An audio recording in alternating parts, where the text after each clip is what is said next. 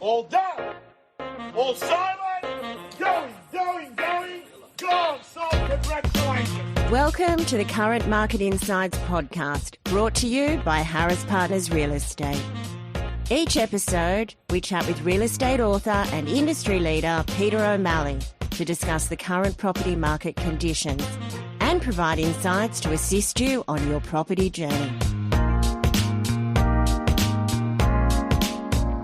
Welcome to another episode of Current Market Insights. I'm your host, Ciaran O'Brien, and with me as always is my good friend Peter O'Malley. Welcome, Peter. Thanks, Ciaran. Great to see you. Great to see you again, my friend. Look, it's been a week since we had a chat. It'd be a good opportunity, I thought, to catch up and just go through a bit of a market update, get a sense of where we are and you know what you're seeing on the ground as an agent around the inner west at the moment. Long weekend, school holidays, grand final weekend last weekend. It was pretty subdued, actually, Ciaran. There were a few transactions out there, but I think a lot of the sales that were reported as auction sales, for example, on Saturday, were not actually sold under the hammer on Saturday. They sold leading into the weekend. So the clearance rate for the weekend, as far as SQM research goes, was around 50%, which is a pretty solid result. The same weekend last year was 40%.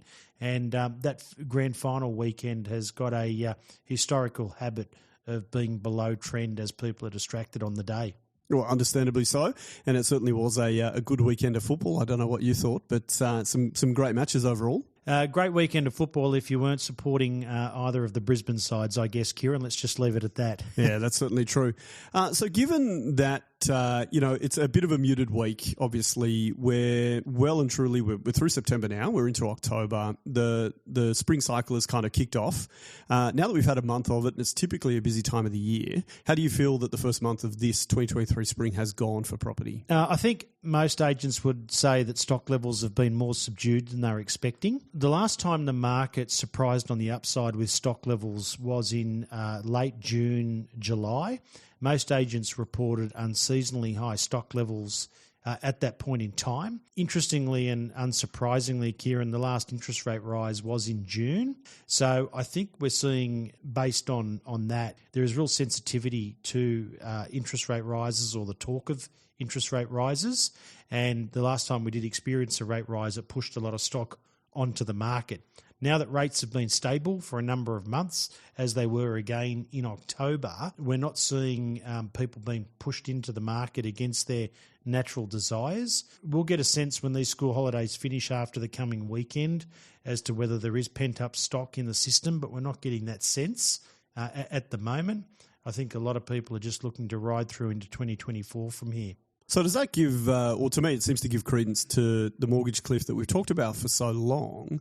That June rate rise obviously toppled a couple of people off the edge. And as you're saying here, does that kind of paint the picture that, another one coming in the future may just topple a few more people and so on and so forth until, we reach potentially this cataclysmic kind of, precipice that not many people can stand on? Look, the numbers don't suggest that we're coming up toward a cataclysmic event of any kind. 30 days arrears are actually pretty low if you're looking at the banking numbers, so that's a real positive for the market. Because the interest rate mindset of the Reserve Bank was telegraphed so well over the last 18 months to 20 months, people who were susceptible to interest rate rises have readjusted their situation already. That's what we're seeing in the market.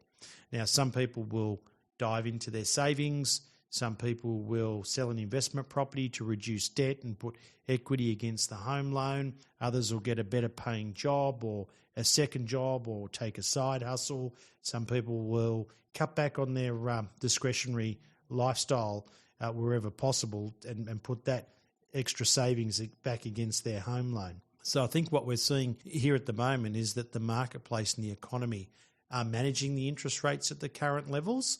Statistically, we're halfway through the mortgage cliff at the moment, which is really interesting. So when you're saying when the mortgage cliff hits, well, the mortgage cliff has hit now where we are just past the halfway mark of those COVID-era home loans expiring and needing to be refinanced. So we're by no means out of the woods. There's obviously turbulence on money markets as we record this. Pretty couple of wild days on the money markets where share markets are down, 1.5%, down 2% intraday. So that's pretty volatile. So it does suggest that the bond markets are playing up a bit at the moment, but for most people, they're managing their affairs okay at the moment. So sticking with then the spring sort of cycle, given that you mentioned numbers have been pretty muted, a relatively low listing, frenzy compared to previous years. Previous springs, that's Previous right. springs. How have you found with your sales in September or other agencies around, how have the prices held compared with previous years? I think the properties that are transacting at pretty healthy numbers. I wouldn't suggest that there's anything that's being sold in the marketplace at the moment that I would say is a bargain or even close to a bargain. One of our sales in September, Ciaran, sold for 10% more than what it sold for in 2021 when interest rates were at 2%. And that's really interesting sale because there was no improvements done to the property. It was exactly the same property minus wear and tear, but it sold for 10% more. Now, it wasn't a cheaper entry price point property, but still it sold for 10% more than the buyer bought for it 2 years ago. Yeah, certainly healthy numbers. Does that, I guess, if you're someone listening at the moment and you're thinking about selling, does that give you a bit of confidence that now's a reasonably good time to sell without much competition, but also pretty healthy prices across the board? Well, year to date, Sydney house prices are up 10.5% until October 1, and apartments are up 7.5% for the calendar year to date. So they're pretty healthy numbers. So a lot of people are saying to me at the moment, I read a report that property prices are going to increase next year. And it's like, well, I don't know if property prices are going to increase next year, but I'll tell you what I do know. They've increased this year. And it was a rally in the market that nobody saw coming or very few saw coming. So as you're a vendor, I think you can have a lot more confidence and comfort coming to the market at the moment than what you could have last spring, because a lot of the price correction that we experienced in 2022 actually happened between September and Christmas, whereas how it looks at the moment in this spring is that if you're up 10.5% for the year in housing, that's a great time to go to the market. Absolutely. I read something interesting yesterday off the back of the RBA meeting this week, that in fact the strong rally in house prices is something of a concern to the board and something that they need to factor into their decisions going forward. Given that we've just had an RBA meeting this week and we've had the first one with Michelle Bullock at the helm, I wonder if you had a chance to catch her statement and get any sense of what the RBA's position is and what her likely tenure is going to look like. Yeah, look, I did read the statement this time, which I don't always do, Ciaran, and it was good reading actually, because it was Michelle Bullock's first monetary policy decision to give us an insight into her mindset, which wasn't really dissimilar to Philip Lowe. But the reason I wanted to read this one is that there was so much. What I felt on this board meeting and the statement, there was so much contradiction from the interpretation amongst journalists out there. Normally in the media, there's a consistency about how they interpret the statement, and you can get a sense of what the RBA thinking was. But coming out of the October 2023 meeting, I just found in the media commentary that they were all sort of taking something different out of the statement. So some of the takeouts that I took was that, quote unquote, many services are continuing to rise briskly and fuel prices have risen noticeably of late. And that was interesting to me because, I don't know about you, but I'm getting Bowser shock at the moment. Every time I fill up, I just can't believe how much it costs to fill up a car at the moment. It's ridiculous. I have a small car and I still feel like it's a price that I don't think I even factored into this year's spending in my brain. Yeah, that's right. And now, look, I'm not suggesting for one moment that you or I are going to struggle to fill up the car. Maybe, unfortunately, there are people that are. But what I do know, the very little I do know about how economics works, is that is going to spill across the cost of a lot of things if that fuel price stays elevated. So the RBA was absolutely right to say that is an inflationary force in the economy, that as inflation was coming down a few months ago, nobody foresaw that fuel prices would go up the way they have.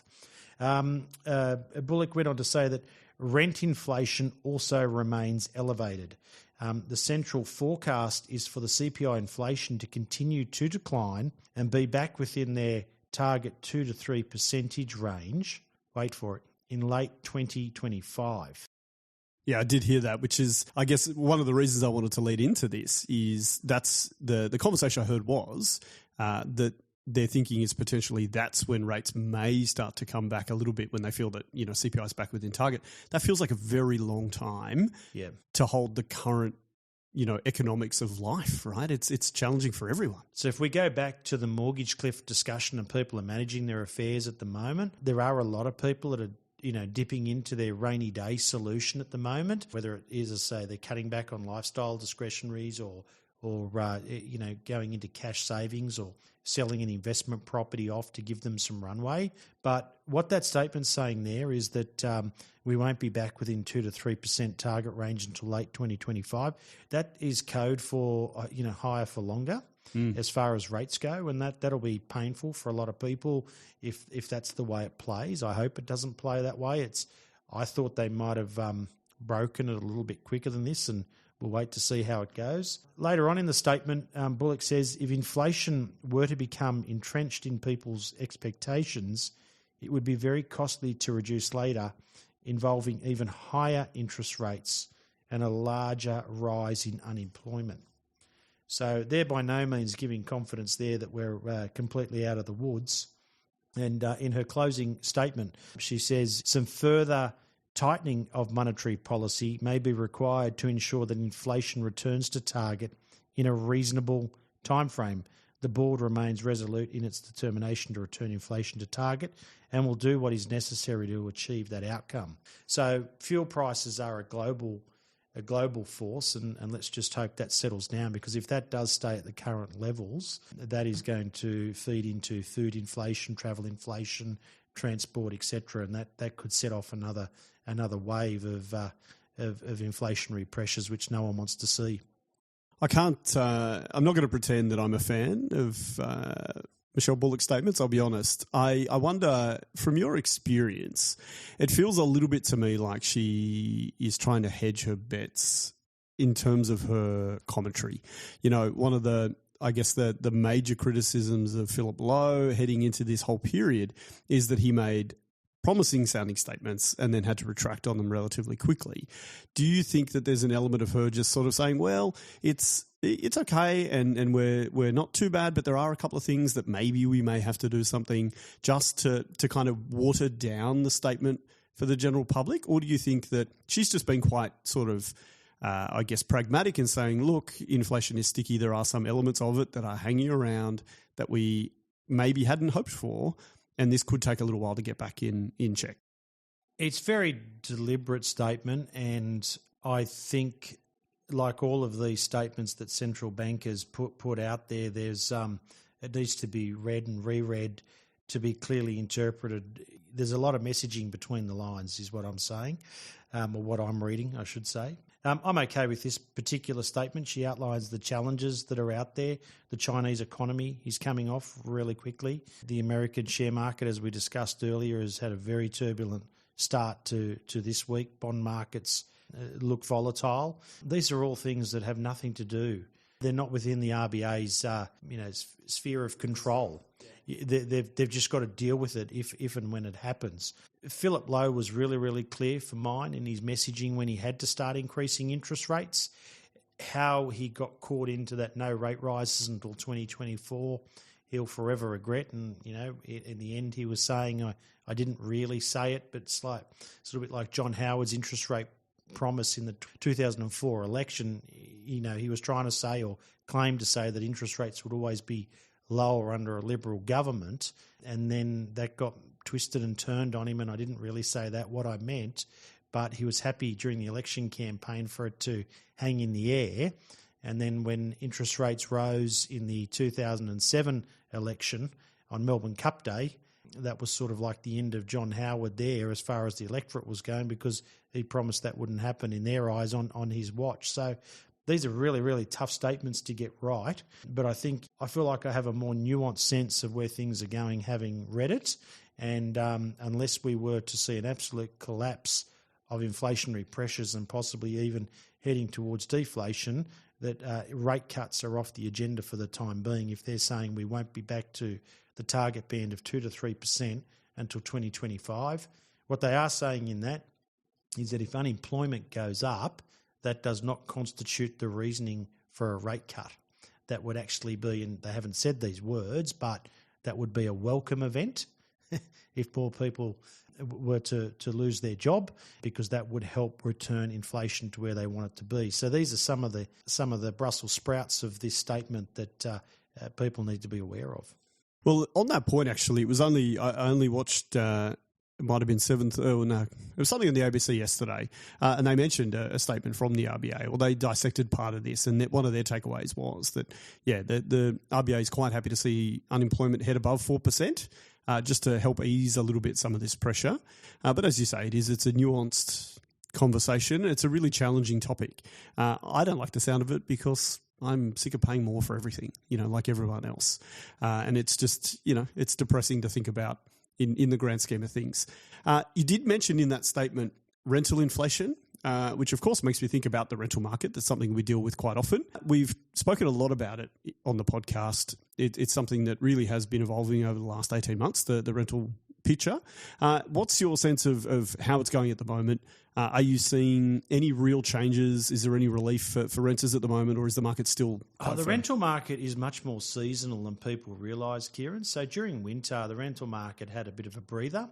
There was a little bit of elevation in stock levels. You weren't seeing a big wave of new entrants into the city and the country during winter. But now, as the weather's warmed up again, we are seeing more and more students come from overseas and more people return to office, i.e. moving back into Sydney. So when you look at property data, it does show the regions are continuing to come off, and a lot of those people that are leaving the regions are going back into capital cities, meaning they're coming back into Sydney. I don't know about you, but I haven't seen too many new residential construction developments commenced or completed in recent times. I've seen plenty of roadwork slowing me down, but nothing seemingly happening around them. That's right. Isn't that the truth? So I think what we're seeing there in very basic terms is that more people are coming into the city, and we're not building more dwellings to house them, and that's going to put more pressure on the rental market. I saw a market analyst, you might have even shown it to me actually a few weeks ago, said that they expect the rental market to ease and potentially pull back a bit next year because interest rates will pull back, and interest rates are the largest determinant of the rental market. That is just a statement that I just vehemently disagree with. When you have people being pushed into capital cities and there are not new dwellings being built to house those people, they're going to start competing with with existing people in the market for dwellings, and that's what's playing out at the moment. So, the rental market has risen strongly from its COVID lows, but it is not a crisis yet. The crisis will come in 2024 on the trajectory we're on. Like, you'll be happy to know, actually, I saw a tweet today from Anthony Albanese staying there with Chris Minns and a couple of other people, and they were very, very excited because they just announced 3 old red brick homes that were about to be converted into 6 social housing units or something. And that was all part of this, housing future fund revolution that the Labor Party's got planned to solve the housing crisis. And I just couldn't help but laugh. They were all patting themselves on the back at this most ridiculous, solution to a problem that, as you say, is driven by mass immigration, lack of stock that is in some cases decades behind. You can't just catch it up overnight because you've got good intentions and a wish. It just doesn't work like that. Well, you're not going to catch up when local councils continue to take developers to court to stop development. And that's the Land and Environment Court is clogged at the moment with developers trying to get higher density dwellings through the system, and they've had to take the local council to court to achieve that. Now, I'm not saying for one moment that that's the only solution, that we should start signing off on larger scale developments. What I'm saying is that if the government of the day, Labor or Liberal, are going to invite over 500,000 people a year into the country, most of who end up in Sydney or Melbourne, then you have to also have a reciprocal policy that allows mass stock to come to market quickly so that we can house them. And those two policies that the government are running at the moment are in conflict with each other. I think Minns and Albanese had to get together for a photo op because last week the news was Minns wanted to go up in the city against Clover, yeah? Yeah, up in the city and not out in the suburbs, and that's in contradiction to what the Prime Minister would probably want and expect, and where construction jobs in the construction industry would want it, where let's just keep adding a new street in Western Sydney and let the urban sprawl run. So they probably had to show the public they're back on the same page and the same team and all the rest of it. So there's a lot of optics in that. But as you quite rightly say, is if you've got 500,000 people coming into the country each year and you're celebrating in the newspaper the fact that you've turned 3 houses into 6 dwellings, that's not really going to solve it, is it? Well, it's certainly not going to solve it today, and it's not going to solve it in the next, let's be honest, 3 months or 6 months. It's going to take a long time, even for these. I think it was 6, and I'm happy to stand corrected if I got the number wrong. But that's not going to solve a problem in the short term. And this, as you say, development problems, the Land Environment Court. I don't know about you, but every time I think about local councils fighting developers, I think of Utopia on the ABC. I don't know if you've seen that show. No. It's a satirical look at the just ridiculousness of government and the bureaucracy involved in doing anything. I strongly recommend it to yourself and anyone listening. It is so depressingly accurate that you'll laugh and then cry about the state of this country's political setup, because we are just stifling our own, progress here. So when you've got these competing, contradictory forces, and then you've got a blockage in the system like you've just explained, I just say to myself simplistically, how does this all play out? And it plays out in the rental market. That's why I say a real rental crisis is coming, because there's nowhere else for the pressure to unload. Yeah. Well, sadly, they're the easiest target for the downstream kind of flow and effect of all of this. I'm not going to call them the easiest target. I would phrase it this way. It's the path of least resistance. Yeah. So I think we've discussed in the past where you'll have we've had numerous examples, and we take landlords' instructions, but we've had numerous examples in the last 18 months where the landlord wants to put the rent up aggressively to meet market rate on a family who might be on one income or two. The family elect not to stay because they can't afford to stay. We put it back on the rental market, and then someone pays the landlord's new elevated rate, but it's in a shared household arrangement. And shared household arrangements are consuming single income families' dwellings at the moment. So young people clubbing together are a far more potent force in terms of a tenancy profile than mum and dad or mum goes to work and the other might stay home, for example, and their single household income. They're under real pressure in the rental market at the moment. Yeah, it's tough at a time when they're particularly vulnerable. They are vulnerable, and no one likes to see it. But what we're doing here today is giving current market insights, is getting people an insight into how it's playing out. We're not here to judge the ethics of it or the morals of it. This is how markets work, whether we like it or we don't. And it's understandable that a lot of people don't like the fact that there's a rental crisis brewing. And there's been stress on tenants at the moment. It's very unfortunate. And as I said, the government need to get a policy that's harmonious with their immigration policy. Absolutely. Look, as we move towards close today, Peter, I wanted to talk to you a little bit about land tax. My understanding on it is, I guess, cursory at best. I know what it is and I understand its implications. What I don't really know is how it's calculated and when it's calculated. But I've heard some rumblings that it is one of those considerations as you come towards the end of the year. Just love to get some insight from you on what's actually involved in land tax calculations, who does it really apply to, and what do they need to think about as we come toward the end of the year? Oh, look, land tax applies to investors. It doesn't apply to owner-occupiers on their principal place of residence. And there's a land tax-free threshold, which varies year to year.